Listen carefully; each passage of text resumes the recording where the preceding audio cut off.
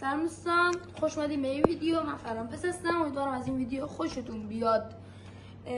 قضیه از این قراره که چنل فرامپس با 117 ویدیو و 1600 ساب پرید.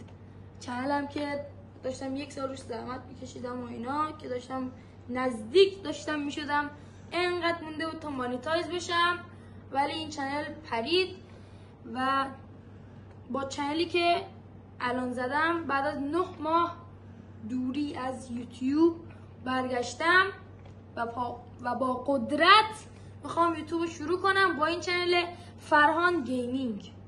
قضیه از این قرار بود که اگه بخواین داستان اینو بشنوین، قضیه از این قرار بود که این چنل، من جیمیلم توی گوشیم بود و توی وقتی بیرون رفته بودم یه حادثه رخ داد و گوشی من دزدیده شد و چون جیمیلم توی گوشیم بود و جیمیلم رو حفظم نبودم، چنل کاملا از دسترس من خارج شد.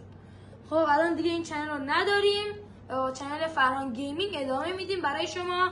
داخل چنل فرهان گیمینگ قراره چالش انجام بدیم، سرگرمی، آموزش، همه چی. البته هرچی شما بخواین، هرچی تو دوست داری ببینید دوست من. حالا لطفا منو حمایت کنید و سابسکرایب کنید. یادتون نره.